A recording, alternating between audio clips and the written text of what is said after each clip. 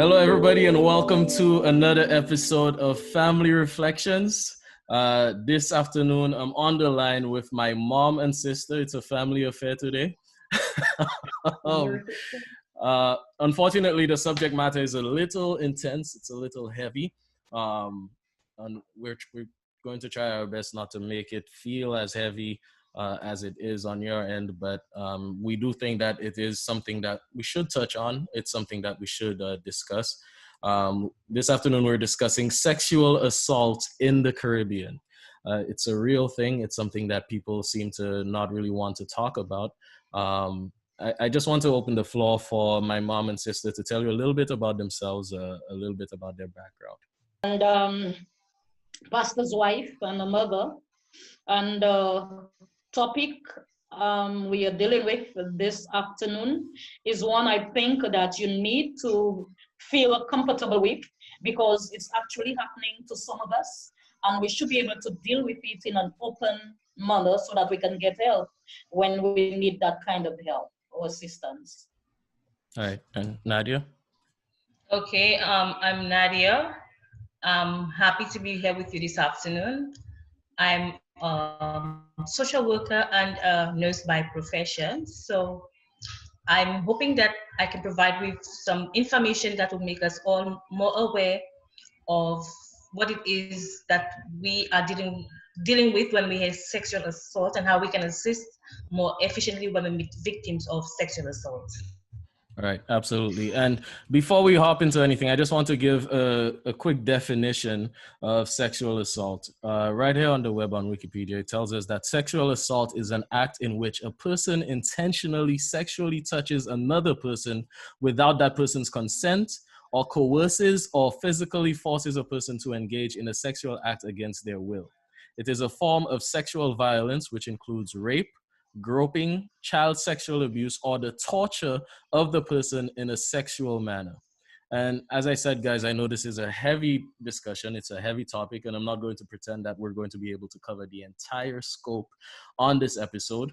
And so I just want to give a quick disclaimer to let you know that I am not an expert on this at all. My mom and sister, to varying degrees, much more experts on this than I am. My sister being a social worker with a background in nursing as well, and my mom being a teacher of many years, as she mentioned. So I just want to ask you guys right off the bat, how have you seen the effects of this sort of sexual violence in your careers or in your lives with other women? So for me as a registered nurse and an emergency room nurse for several years, I have seen many persons reporting to emergency room with injuries as a result of an encounter with a perpetrator. Now, before I go on, I will further say that, as you rightly said in your definition, sexual assault it can be violent and it's forced. But when you have sexual assault, there is not always a physical sign, because sexual assault has a psychological component, emotional component, and a physical component. So you may not see the bruising, you may not see the red marks from any violence, because if we define it a little deeper, sexual assault is not simply rape where somebody forces intercourse on another person, but sexual assault is any sexual act that one does not consent to, and that may include sexual harassment. So you will not see any physical signs of sexual harassment. The person makes inappropriate sexual comments. Unwanted touching of a private part is sexual assault. Being forced to masturbate or to watch somebody else masturbate is sexual assault. Using an object to pleasure somebody who does not want to be pleasured is sexual assault. Voyeurism, watching somebody in their private moments, is sexual assault. making someone else watch pornography or sexual act is sexual assault. So we may not always see signs, it may not always be visible, but we have to be alert nonetheless to see that somebody is a victim of sexual assault. So for me, in my experience as a nurse, when you see somebody come in, maybe depression, signs of depression, because the person has, and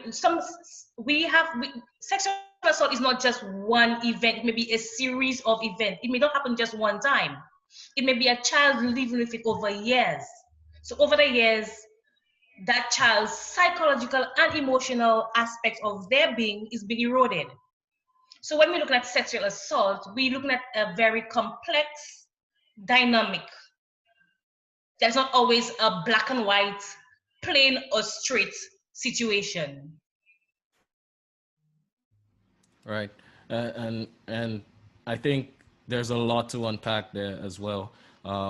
But Mami, can you give us a brief synopsis of your experience as well, how you've seen this issue impacting people in your own walk or your own career? Well, most of the women I've met who have been assaulted display varied, dispositions. Some are quiet, very quiet, and the self-confidence is usually eroded. When in the classroom, I could tell when there was something drastically wrong with a child. I had students who would be very intelligent, very bright, and extra.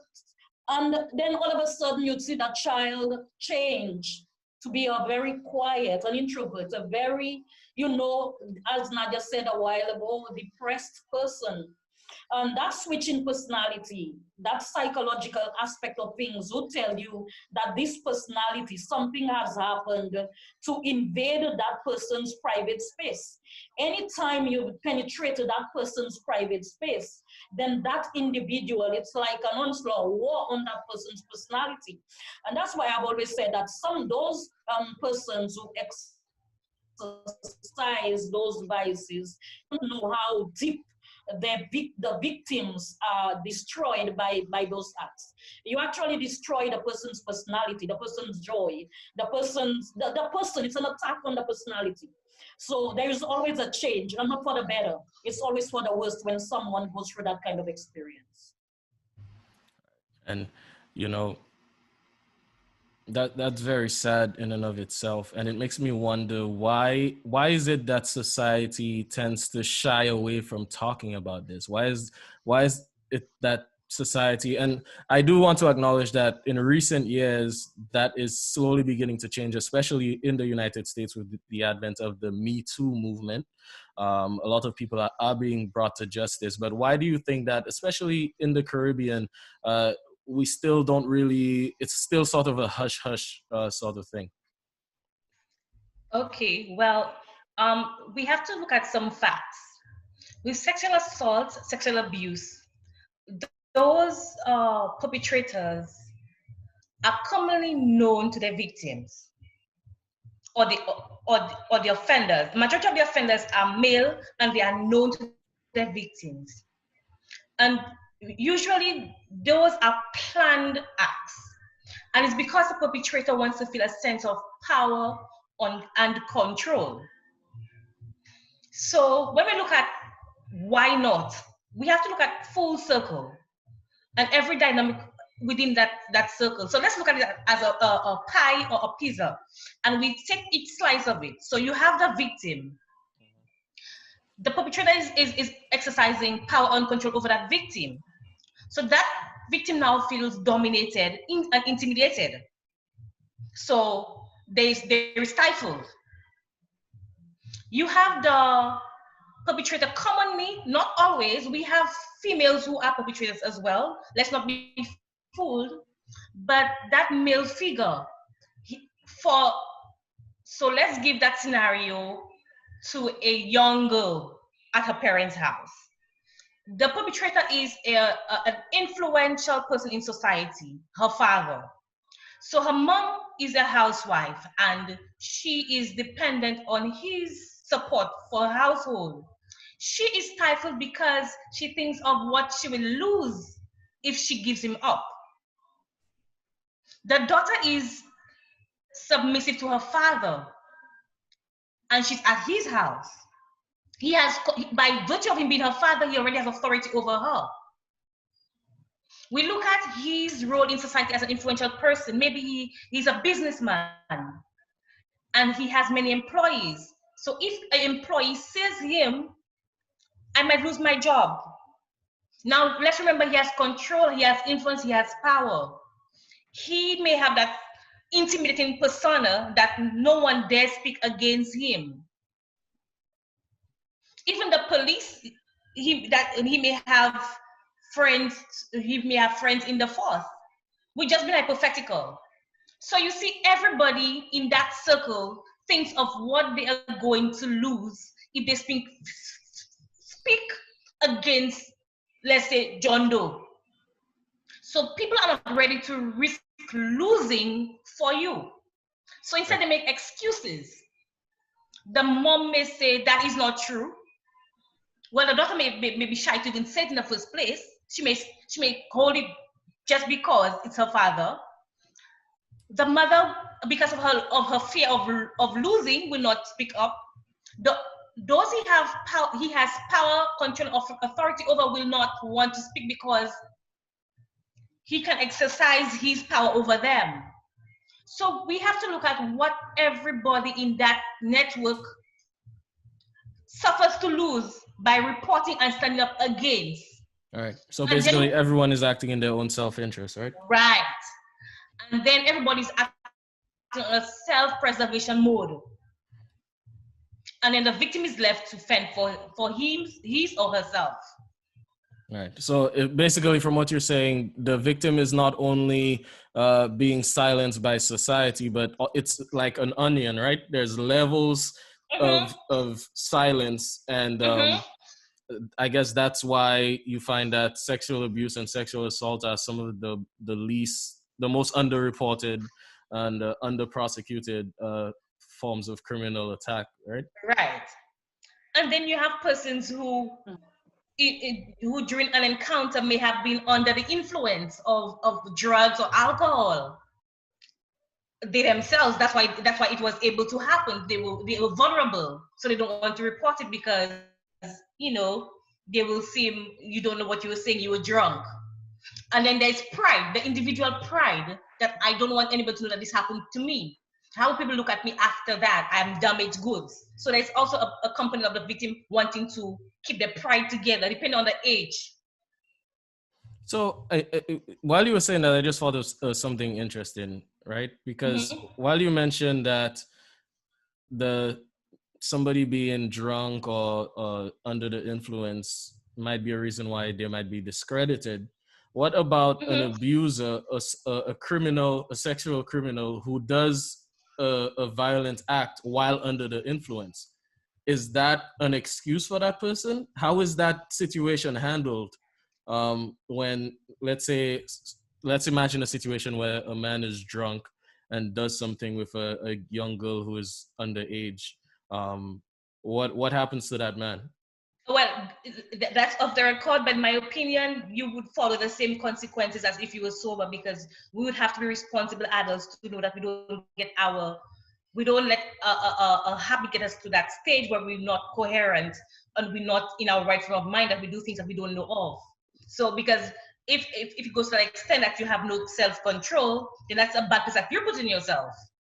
So you're telling me, let's be dramatic, that you commit murder while you're drunk, and you still have to pay the consequences.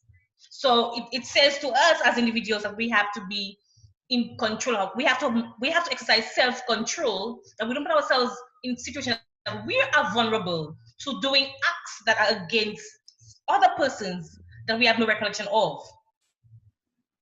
Let us always be in a state of mind where we are cognizant of what we're doing. All right. But then, Keddy, come to think of it, Nadia, that individual could also drink the rum or smoke the marijuana or whatever just to perform the act. You know, Yeah. normal. Le moun nan normal, il passe à faire vieux bisli. So ça il a fait, il a boire encore bon mon shot mais qui a les des mamay là, bete mamay là. You know, because when he's normal, he feels that, you know, psychologically he should not do that, perform that act. But it's in his mind like a cancer. So the best way to drown his senses and his morality is by going to the rum shop, you know, drink some rum and come back to the home nighttime when his wife is asleep and then, you know, assaulted the child. You know, so you know, as Nadia said, this individual has to go through the very same penalty somebody who was stable. Well, I'm going to be pushing the limits of this conversation a little bit, because I think all too often when we think of sexual assault, we think about men and bad men in bad situations doing bad things. And I want to highlight the fact that it's not just men. There are women who are abusing young boys and girls. There are women who are abusing men, and I think even more than domestic violence. When I spoke about domestic violence with Neva and Kendall in the last episode, even more than men being ashamed to report domestic violence, men are ashamed to report sexual violence that happens to them. So, you know, I'm going to be a champion for men in this conversation.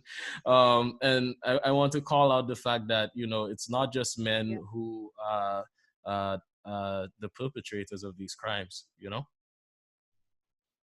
But anyway, I want to say, well, not say, but something that I came across in my research before this episode was that statistically, and I'm not happy to report this, but apparently statistically, the Caribbean region is has one of the highest rates of sexual assault in the world.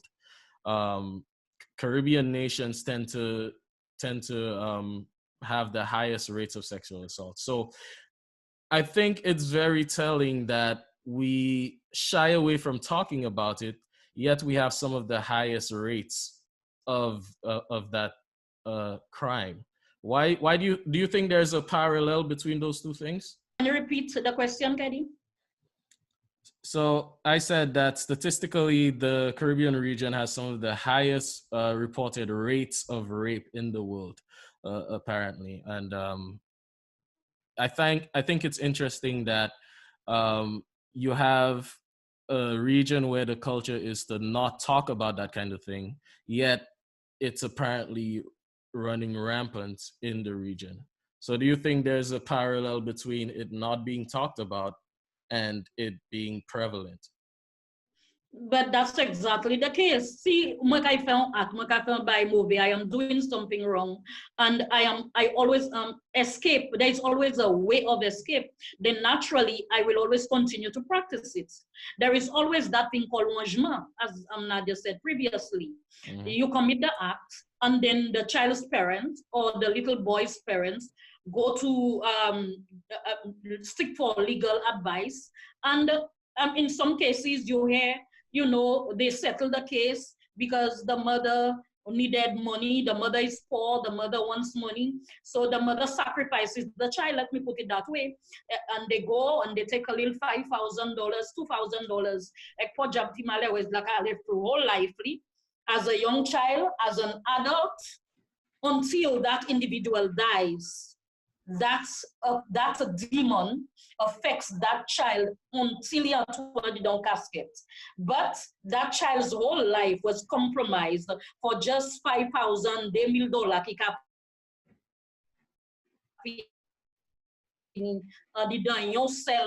store.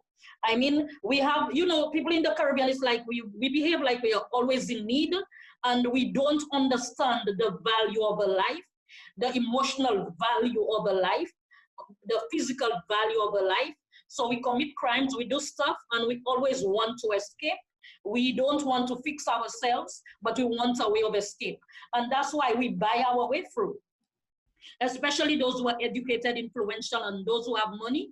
Oh yes, they'll commit an act. Moi ale, Mr. Paul, il allait dormir avec Paulina, là il finit ti maman là, il allait des maman, ben moi, n'a pas $1,000, ça pas vrai, mais pour $2,000 avec ça fini. And we keep on doing the same thing over and over and over again. Whereas in the United States, in the countries like the United States, you know, like in London, whatever, you will not escape easily because people understand the effects of that kind of you know, assault on a young child or someone who is vulnerable. But I don't think the reason why it's prevalent in the Caribbean is because we have not really understood the dark side to it. Do you think that's true that it's prevalent because we haven't understood the dark side of it, or it's prevalent because there's just less enforcement, or I guess in keeping with what you said, less education surrounding it? And it's not just education as well. There are some law enforcers who are also involved.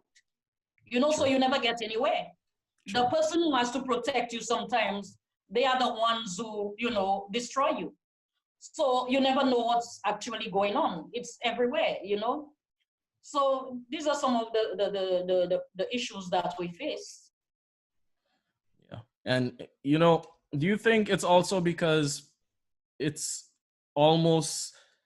kind of accepted that this is a part of life? That sexual assault is a part of our lives, and if you're lucky, then and you do everything right, then it won't happen to you. It's almost like we put the accountability on the victims that, hey, yeah, if this happened to you, then you shouldn't have been there. You shouldn't have been doing that. You shouldn't have been wearing that. You should not have been walking there late at night. You shouldn't have had those friends that you were walking with, or you shouldn't have gone to that party in the first place. Is it a situation where we accept that this is part of life and you should be doing the things that you need to do to avoid it, more than we're saying that this is not acceptable and the person that's doing this is the person that's in the wrong? Is that sort of the line of thought? I think it's a dismissal kind of thing where, you know, people don't want to deal with the troops. They understand very well because, I mean, it has not only happened to, you know, a small percentage of our population. It is something which has been prevalent. From historical times, from, you know, even the 1960s, let's put it that way. People have been hearing of such, you know, issues taking place in the communities. And it's not like they don't know about the effects because, you know, I'm sure whoever went through this back then, it affected them in the same way that we are being affected now. But it's always a cover-up. And as you just said, that's part of the cover-up, you know. C'est ou qui fait man yo ou mette pom shot sou e ko ale mette jip sa le avec une belle figure sa avec une gros tete sa la avec une whatever, you know, ou savent c'est mon kay rep ou savent yo kay for this, ou savent miti kay for that, you know. But the sick mind, you know, if you have a sick mind, you should know. If you don't have one, you should know that you, in spite of the way the individual is dressed, God gave you no right to go and, you know, rape the person and, you know, assault or whatever you plan to do. You have no right to do that. You understand? Because you are actually penetrating that individual's private space, and you cannot go in there and, you know, attack that individual in that way, whichever way you choose that would make that individual feel comfortable with herself or her personality. All right. And Nadia, it looks like you just rejoined us. Just to show you where we are in the conversation, we were just discussing whether there is a general acceptance on the part of society that sexual assault is just a part of life, and that what should be happening is that victims should be adjusting their behavior so that they can avoid it. So basically, a young girl who's coming from the party late at night shouldn't have been going to the party. A young woman who was in the house alone with that man that assaulted her should not have been in the house. Instead of accountability being placed on the perpetrator, we have a culture now where it's kind of placed on the victims. What do you think about that? Yes, I think society gets that Stockholm syndrome kind of. But we have to look at also that people have different ideas of different things, and some are cultural, some are from myths. So you have this person who has the ideology that if they sleep with a virgin or they get virgin blood that there's some disease they can get cured from. You have people who think that they should sleep with their daughter and they should be the one who takes her virginity. People have some different ideologies for different reasons that have been passed down in cultures. But I need to say that a victim should never feel that they call anything upon themselves. So no matter how you dress, it doesn't give anybody the right to violate you as a person. No matter if that person was nice to you, the kindness should not be forcefully repaid from you. So a guy you go to a bar or club or just to a restaurant and somebody offers you a drink. You don't owe him your body as payment. Thank you for your drink. If you wanted a drink, if you do not want it, no thank you. He doesn't have the right to you. Nothing gives anybody the right to any person's person. And we should be if we should be responsible adults in society to know that nobody has the authority over anybody's body because you did an act of kindness. So I gave you a job and I did you a favor, so you have to pay me back with your body whether you want to or not. And this is another and going back to the person being somebody who has authority. So a young girl goes to a job interview and she gets the job and he gives it to her. It could be from anything to a secretary to a maid. And the boss feels that, you know what, I'm doing you a favor. You poor, you don't have much, I'm doing you a favor. And to get some extra payment. That is wrong. All right. And the thing is, with sexual assault, most times we think it's for pleasure. Most times it's not. It's just for control and power. That's the thing about it. It's not about pleasure sometimes, or at all about pleasure. It's just a measure of control, because sexual assault can even happen within the context of a marriage. Some people have, and this may be a little ticklish for Christians who have the ideology that you have to be submissive to me in every aspect. But if a wife says to her husband, I am not in the mood today, he cannot forcefully have intercourse with her. If he does, it is considered sexual assault, even within the context of marriage. Well, there's a lot to unpack there, right? Because you mentioned that, well, I know I said that we can't really blame the victim, but isn't it true that there are some things that a young lady or a young man, remember I said I'm going to keep harping on the fact that this happens to men as well, a young lady or a young man can do to just avoid the possibility of being attacked? And if there are things that a young lady or a young man can do to avoid the possibility of being attacked, is there also a level of accountability for that person for not taking those actions? Okay, I would say you are right and you are wrong, because when we look at sexual assault, it goes from the age of 0 to 100.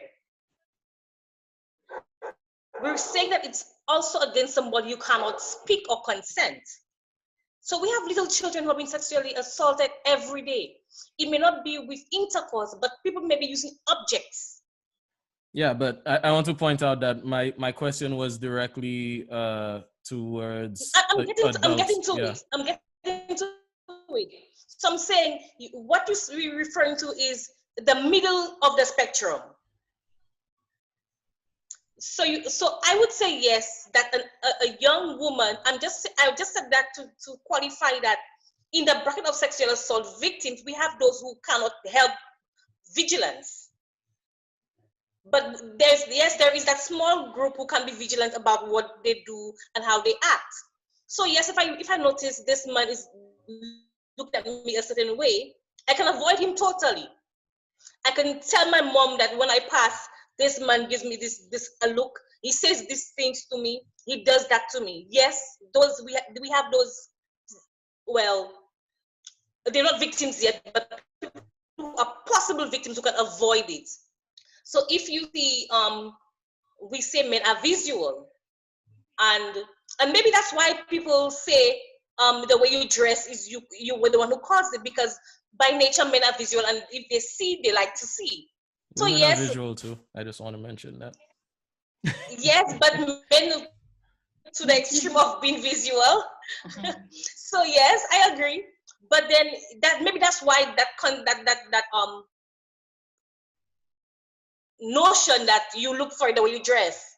So if you know a man is a visual being and you keep dressing to appeal to him, then that's when people say, well, you look for it. And then it calls for a bit of responsibility on our part in the way we dress as well. Because you don't expect to be dressed in a certain way and then just pass by a man and doesn't even look at you. So yes, there is a limit of responsibility. But for the perpetrator, we're calling for accountability for your actions. You cannot avoid seeing what you saw, but you can control acting on what you saw. Yeah, and you know that right there in what you said is a mystery for me, because I think there is something in the brain of a sexual criminal that's just slightly off. Because as you mentioned, if a woman dresses a certain way and walks by, any man might look, right. It's natural to look, but what is it in the mind of a predator or a criminal that causes him to then not only look but decide to attack? And I know you mentioned that it's a lot of the time sexual abuse and assault is about power and ownership, so to Control. speak, control. But is that really as far as it goes? Is there more? Like, is there something else? It's also planned. It's also planned. The events are also planned. And that just makes my So, question worse. give me a scenario to what you talking about. So I guess Relatable. let's say a scenario is there's a young man who admires a certain young woman and he sees her walking down the street every day, right? And after seeing her walking down the street for 2 months, he decides to go say hello, and he says a normal, natural hello, and they go out on a date, and then they get married and live happily ever after, right? That's one scenario. The other scenario is a young man who sees a young woman and he sees her walking down the street every 2 months, and instead of walking up to her and asking her out on a date, he waits one night after she comes from work and rapes and kills her. What is the difference in the minds of those two young men? What is the thing that caused one to click in a terrible direction and another one to click in a natural, normal direction? Well, we have mental. I would say that under the bracket of mental illness. Uh, they say we all have a mental disorder to a certain degree. So I would attribute that more to a mental illness. Although you can have a scenario where this young man is seeing this young lady walking by for 2 months and he's saying hi, hello, and she's acting like he doesn't even exist. She doesn't but say hi, okay, or acknowledge him. And he will commit the act to show her that I'm in control, I have power. I don't want to bring doom and gloom into this conversation, but if you remember this young woman who was murdered, and on her body if I recall correctly, was written for your style. Not sure if you're old enough to remember that. Yeah, I remember stories being told to me about that occurrence. Yes. So you see, he felt that he didn't have control over her. So he had to hurt her to show that I finally got control and power over you, even if it cost you your life. Right. And I got my way with you. Because so he did sexually assault her before he ended her life. so now before I continue, I just want to mention to the viewers who are looking at this right now, for the first time ever, we're actually recording this on Sunday, which is the day before you're seeing it. But I just want to encourage you to reach into the comments and let me know your thoughts on what we're saying. And also feel free to like and share if you feel that this content is something that people need to learn about and people need to be aware of. Now, Mami, you've been a little quiet on the line. What are your thoughts regarding this? Oh, well, Nadia has been quite explicit, and I agree with most of what she has been saying, or else I'll butt in. So you can ask me another question because I would what you just said in another language. Okay, well, the other question I would ask, because she said something. Oh, go ahead, Nadia. Yeah, so Nadia, I wanted to hop on the fact that you mentioned you mentioned mental illness. Now, I think we have to be very careful when we mention mental illness, right? Because to some degree, I believe mental illness releases the perpetrator from guilt. Because if I'm saying that sexual abusers and sexual criminals have a mental illness, then can we really say that these people should be uh, put in jail for their actions when in reality they were just people that were mentally sick? It's like putting somebody in prison for the flu, right? Or putting somebody in prison because they have cancer. It's not exactly something that person could help. So then that just opens up an entirely new portion of the conversation, right? When I say mental, you have people who have antisocial behavior. Most times we take antisocial behavior to think somebody doesn't want to be in a group. That is not what it is. We normally say, oh, I don't want to go to a party. And everybody say, oh, she's antisocial. No, it's not. It's not as simple as that. When you have somebody with an antisocial behavior, that is a sociopath. All right. So when I'm not thinking of merely making a mental disorder as an excuse, but an actuality that people are just out of whack with the way they think. Okay. So you're not. And they should know. So you're not, go ahead. An antisocial personality disorder would be they show no guilt or remorse for their behavior, and they violate laws and they do things on impulse, and that is a genuine case, because somebody can be normal and just see somebody and kill them. You have to have a degree of mental illness to do that. Well, that still leaves my point though, because when you say mental illness, somebody who is mentally ill is somebody who is suffering from the sickness as much as the person that they hurt. For example, if a schizophrenic person were to attack somebody in a mental institution, nobody says that the schizophrenic person is just a bad person that just beats up people. No, they say, oh no, that person has a problem. And so should we then say that a sexual abuser is somebody that just has a problem? Or are we saying that no, this is a person that chose to do a bad thing consciously and planned it out and then executed on it? You know? And I would say it can be both. And when we look at mental disorders, let us not look at the ones that we know common mental disorders. There may be, if we look at the manual of mental disorders, you will see there are so many mental disorders that probably each and every one of us can get one from there. Right. So it is genuinely a mental disorder.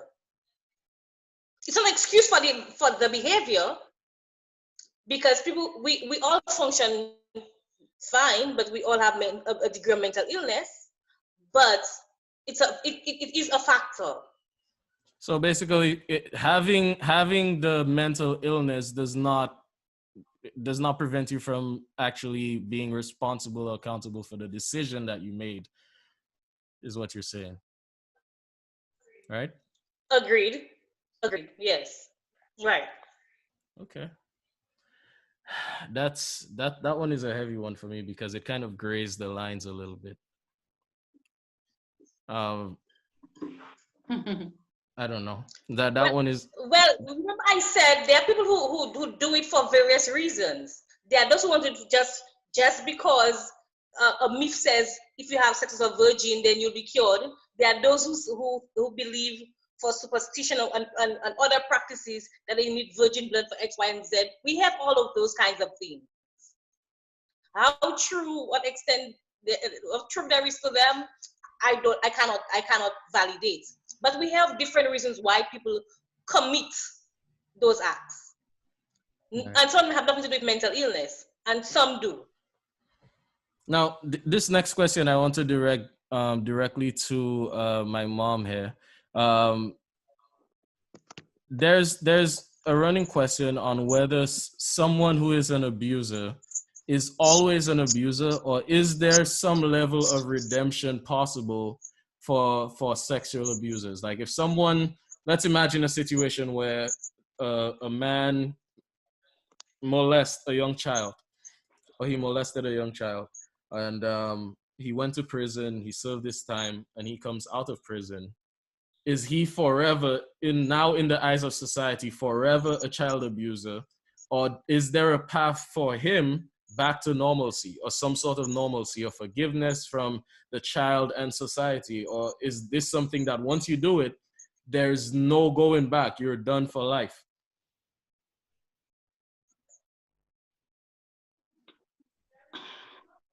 There is nothing, in that way that we can, just brand someone as, a permanent, sexual abuser. I mean, the same way, whatever sin, moral, immoral act one commits, you cannot, just brand that individual as it were a permanent, abuser, no matter whatever it is. Because that person who goes in there can repent, can get counseling whilst he is incarcerated, and realize that what he has been practicing or what he has practiced is evil and has a dire effect on the life of another individual. And if this person has a conscience, and by God's grace, God's help, he can turn around and realize the magnitude and the dark edges of what he has done. This individual can turn around 360 degrees and just stop, practicing what he used to practice before. But we can only say that lightly. In reality, when certain individuals who have been incarcerated leave the prison walls and they are back into society, many of us, still have that, concept that this person, Monsa take a viole I don't want to go near that person, or when it is dark and I see the person on the road, I better run for my life, and things like that. This is natural, but it should not be something that you pin on someone. And even if you see the person demonstrating, you know, um, certain ways, and I mean, you see the person is trying to rehabilitate and get back into society in a constructive, and to not give that person a chance.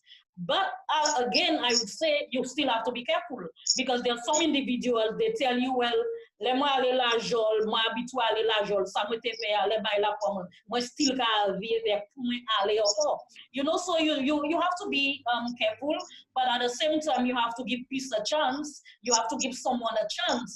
That's whatever you'd want someone to do for you, that you have to do for another person. If you were in that person's shoes, you have gone to jail for that crime. I mean, and you return to your community, you would want to look at you and behave, you know, in a cordial manner with you and show you that at least you can, you know, you can be a better person. So, you know, it goes both ways. But naturally, I know for sure, let's be realistic.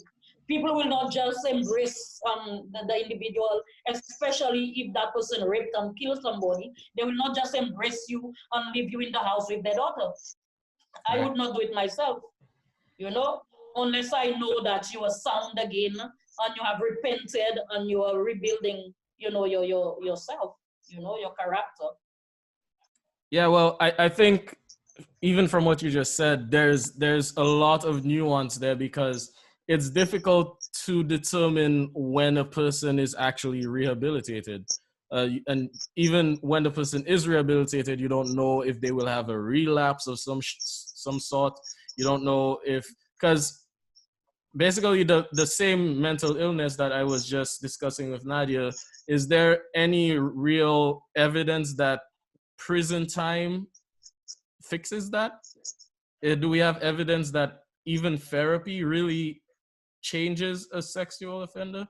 And I'm not saying this as somebody who's done research, I'm just genuinely curious. What do you think, Nadia? I would say in some cases it does, and in other cases it doesn't. Like I said before, not everything is black and white. Even for some perpetrators, you'll find that they are damaged themselves. So that person will need a lot of work on themselves to have a change within them so that they can change. And if they do not get that help from being in prison, then they will only continue. And it goes back to me saying that it's a mental, it's some people are mentally ill. It means, you know, if it may not be an actual diagnosed mental illness, sometimes it may be a psychological pathway that needs to be changed. All right, so more of a mental deviation than it is an actual illness, right? Yes, right. And I've also witnessed someone who was a perpetrator of sexual assault did their time in prison and have been reunited with their family. And I cannot tell you I don't live with them, so I cannot say to which extent that the family has healed, but for that semblance of unity, I don't have to take a lot of forgiveness on everybody's part. All right. Maybe even the victim feeling forgiving themselves for sending him to prison and having him back at home now, for him having caused his family so much pain while he was in prison and they had to fend for themselves. But it does happen that victims and perpetrators, when their family, they reunite, and it seems that they move on from there. How often that happens and how easy it is for that to happen, I cannot tell you, but it is possible. Interesting. And, you know, I think this is a touchy one for me, but I think a sexual abuser who is watching this and is afraid of calling justice on his or herself, or actually turning his or herself in, I think this is actually encouragement to you to do the right thing and turn yourself in and face justice for what you've done, and seek therapy for your issue. And there might be light on the other side of the tunnel. You know, I think there's some people that potentially regret doing the things that they did, and afraid that if they try to turn themselves in, that there's no hope on the other side for them. And from what we're saying here, I think we're making it clear that there is the possibility of hope. There is the possibility of rehabilitation, and I think that's very important, and that might change the narrative for a lot of different people. Now, I just want to hop over to one more thing. In the United States, there's, as I mentioned earlier, the Me Too movement. And the Me Too movement has done a lot of great work in terms of calling awareness in the culture and empowering women to speak out and to just make their voices heard when it comes to sexual assault and sexual abuse. But there are also instances of men who have been accused falsely. There are many politicians sometimes who are just beginning to gather some momentum in a given campaign, and all of a sudden you start seeing sexual abuse allegations. And all it takes is an allegation to completely change the campaign, or change the amount of sponsorships that you have, or really an allegation can sometimes end a man's career. What do you think is the balance between making sure that victims are heard and also ensuring that accused men aren't automatically guilty until proven innocent? That's a ticklish one, because how do you strike that balance, and how do you, because we have the French and the British, they have different takes on guilt and innocence. One says you're innocent until proven guilty. The other says you're guilty until you're proven innocent. And that's for two different reasons. I would think that some are politically motivated to do that, and it is wrong. And these practices are what that cripple the justice system in those instances. And it is unfortunate that these things happen. Equally wrong for a man to do it than, and for a woman to accuse a man who's innocent about it. I think it's equally wrong. In the Caribbean, we have a very different approach to allegations of sexual assault, I would say. It's not as forceful or as impacting as it is in the US, because in the Caribbean you would hear somebody, because of our concepts, like we said earlier on, you would hear a woman say that this politician did this to me, and then you hear somebody say, but you're a big woman, you probably wanted to be with him or something like that, only because he does not want to be with you now, you sing that now. So I think our cultures are very different, and our approach to it is very different. All right. And that brings up to me which one is really better. Because in American culture, you can easily say an untruth about a man and it's taken seriously. And here in our culture, it really does happen, but we sideline it. So I really don't know how to say something on that aspect yet. It's kind of, yeah, it's kind of two sides of the same coin, right? On one end, right, there's great awareness for it, and there are instances of false allegations. And then on the other end, there's not enough awareness, and people don't make the allegations that they need to get the justice that they deserve, right? So, Mommy, on your end, do you see any potential solution for that sort of thing? The only solution is educating people about the issue and allowing them to know that it is not as bad as they think, and they should not be as secretive about it as they are right now, that they can get help. And but at the other end of the ladder, I said, sometimes they are speaking the truth and they are not taken, seriously. Sometimes people just dismiss the case. They start the legal procedures and whatever, and next thing you never hear about that case again, right in our Caribbean, society. And that's what keeps on happening. But in America, it gets to be a big deal on CNN, all radio stations and whatever, and everyone hears about it. So your career can get destroyed easily. But here you just hear about it today and tomorrow it's gone. So in the cultures again, you have to know where you are. Whatever transpires in the United States cannot really take place there and be handled there. Construct the culture because of lack of education, because of the way we perceive things. Again, it's still our culture, it's our lifestyle, our way of life. So the best thing, as we have discussed that whole issue, the best thing I think one can do for himself or herself is to be on guard, to take care, to educate yourself, and then if it happens, deal with it in the right way. You cannot just, give an eye for an eye, but at the same time, you can report it and keep on pursuing, pursuing the case until you win. Now, I want to jump. I want to jump. Go ahead. What I'm saying is, most of the times we give up. With the same, whatever is going on in America now when it comes to racism, I look at the case in that very same way. I mean, for ages, 100 years and older, I mean, we've been struggling as Black people. We have been saying, and we know for a fact that our lives matter. But then, we just, relax. After all, civil rights leaders have tried their best. We keep going through the same motion. But for now, I say the time has come. You just have to keep on moving on.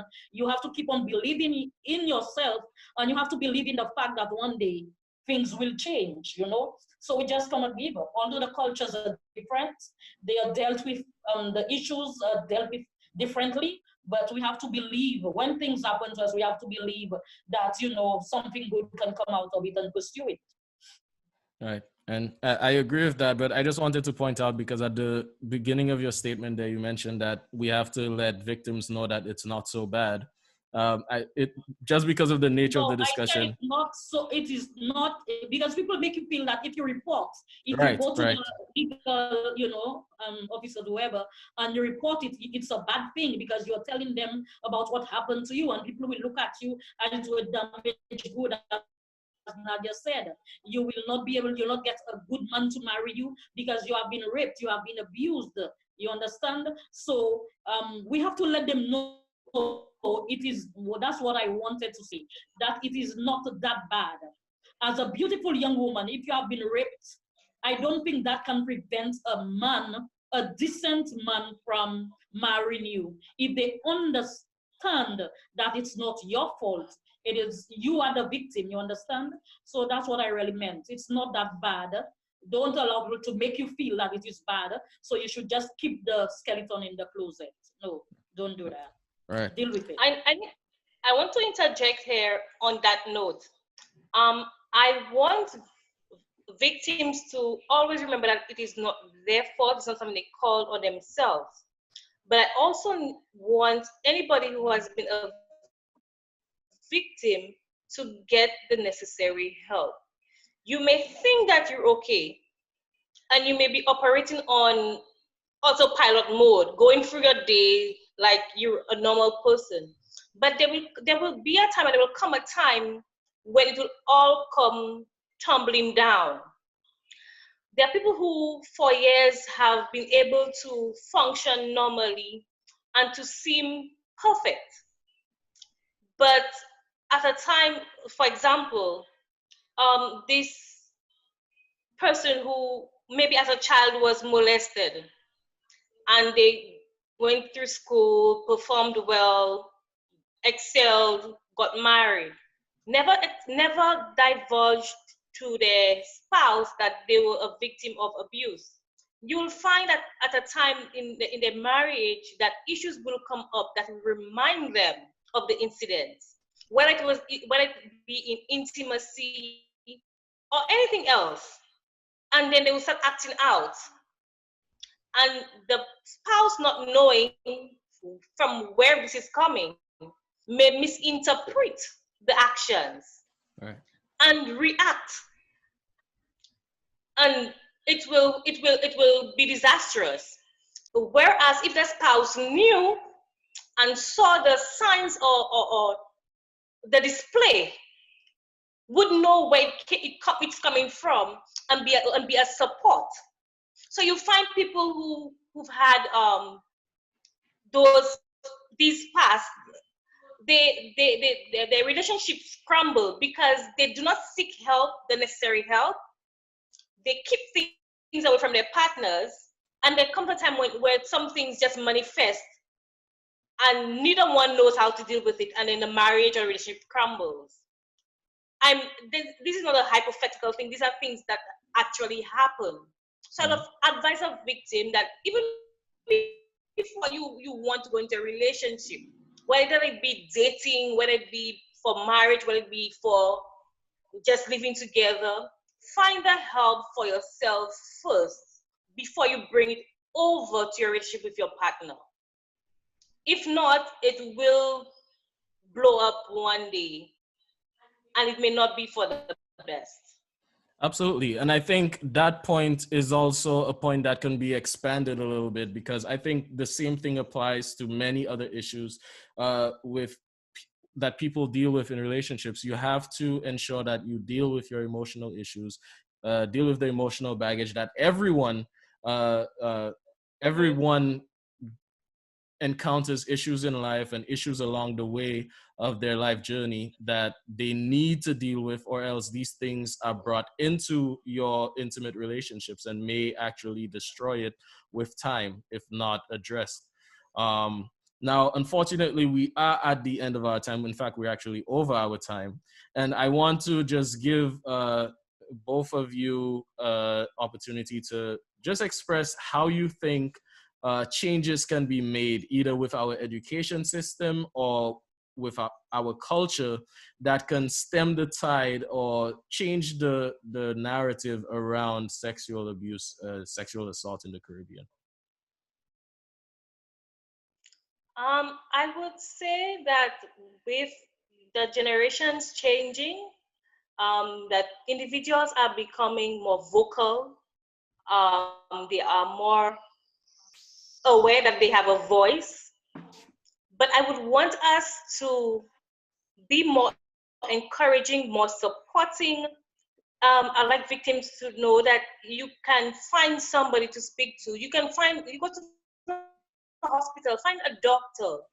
These people are bound by codes of ethics and confidentiality. So you have a social worker, you have a doctor, a nurse. Speak to somebody, reach out to somebody to get the help that you need. Because at the end of the day, you will not be okay if you don't. All right. You will find yourself going round and round in circles, and it will affect every aspect of your life, your confidence, how successful you are as a person, how confident you are, how you live, how you see life, your outlook, how optimistic you are. So I would encourage everybody to look out for signs in their loved ones and friends and relatives. If you see sudden behavior changes, you see the person withdrawn, looking depressed, you see physical signs, you see a child behaving differently, keep your eyes open, and let's be a little more confident in our communities. We like to talk sometimes, and that talk we do does not help those around us. So if we see something, we spread it everywhere, and then it comes back not in the way that it's supposed to come back. If you see something, you act on it in a nice, friendly, confidential, genuine way. And I think that the approach we have to it is what emboldens or what deters a victim from reaching out to us. Before they speak, everybody already knows their business will happen to them. But if somebody knows that if I speak to this person, they will help me move forward, and nobody else will know what they're helping me for. then they'll be more apt to reach out than to if I tell you, by the time I've said it, the whole world will know, and everybody will look at me, oh, this is not going to happen too. Think of yourself as an individual. How would you feel and what would you want? And then you will know how to reach out and react to situations. And that's how we can help. The first step in helping. All right. All right. And Mami, what are your final statements on it? Yeah, and I think Nadia has, said everything that I would have said. Mm-hmm. All right, well, folks, I want to thank you for once again joining another episode of Family Reflections. Be sure to like, share, and subscribe. Make sure to like the Ayanola Pictures page so you don't miss any updates. Go to www.ayanolapictures.com and join our mailing list. We are here every other week on Mondays at 6 p.m. I want to thank my mom and sister for joining us on this episode. And we're looking forward to having a greater, more detailed conversation with you in the comments. So if you have thoughts, if you have experiences, God forbid, that you want to share with us, and maybe we can effect some change just from this episode alone. It's not too much to hope for. So once again, thanks for joining us. Have a good one. Bye.